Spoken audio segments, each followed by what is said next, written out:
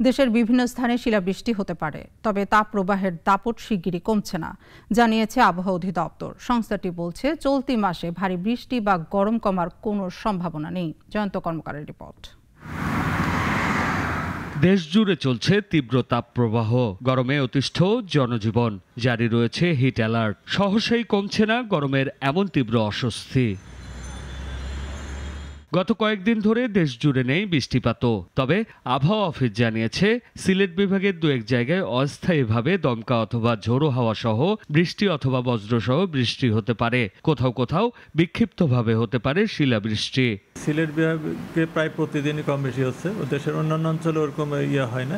তবে সিলেট বিভাগে আগামী 24 ঘন্টাতে আমরা দেখি সিলেট বিভাগে হওয়ার সম্ভাবনা আছে, এবং পরবর্তী 48 ঘন্টাতে সিলেট এবং চিটাগাং বিভাগের দু এক জায়গায় বজ্রসহ বৃষ্টিপাত এবং কালবৈশাখী ঝড়ের সম্ভাবনা রয়েছে। আবহাওয়া অফিস বলছে, সারা দেশে দিনের তাপমাত্রা সামান্য বাড়তে পারে এবং রাতের তাপমাত্রা কমতে পারে। জলীয় বাষ্পের আধিক্যের কারণে অস্বস্তি বিরাজ করতে পারে।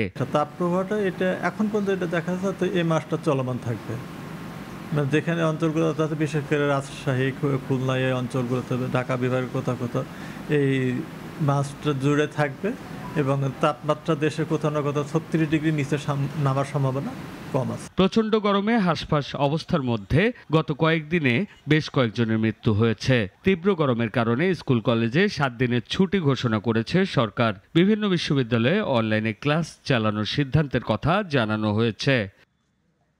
জয়ন্ত কর্মকার, নাগরিক, ঢাকা।